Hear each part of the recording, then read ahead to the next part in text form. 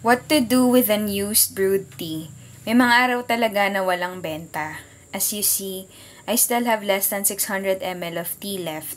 So instead of discarding it, nire-repurpose ko na lang. Ito naman yung pearls today. Sa sobrang init, nag-iba na yung kulay niya. So kailangan na rin tong i-discard bukas.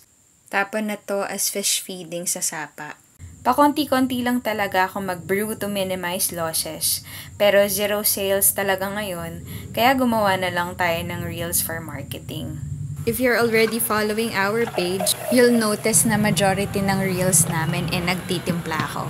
Mahilig kasi ako sa ASMR videos and yun yung tinatry kong i-achieve with our posts. After kong mag-record, pinipicturean ko naman yung mga cups for editing. Since late night na ako nakapag-record nito, the only thing left for me to do is to enjoy the drink that I made. Our cafe is relatively new and nasa development stage pa rin kami ng aming products. Palaki na ako ng palaki kakatikim ng milk tea, pero ini-enjoy ko na lang. Darating din yung time na hindi ko na kailangan tikman yung products namin kasi standard na yung lasa niya. Another way to repurpose tea is to use it as tea rinse. There was a time na halos 2 liters yung natirang tsaa and ayoko namang itapon kasi nasasayangan ako sa supplies. Nag-search ako and saw maganda rin talagang ipangligo yung tsaa. Minsan nagbabanlaw pa ako ng tubig pero minsan hinahayaan ko na siya. If you'll do this, careful na lang sa mga light colored towels kasi talagang nagsistain siya. Lastly, pwede rin ipandilig ng halaman yung leftover tea. Kung umabot ka sa part ng video na to,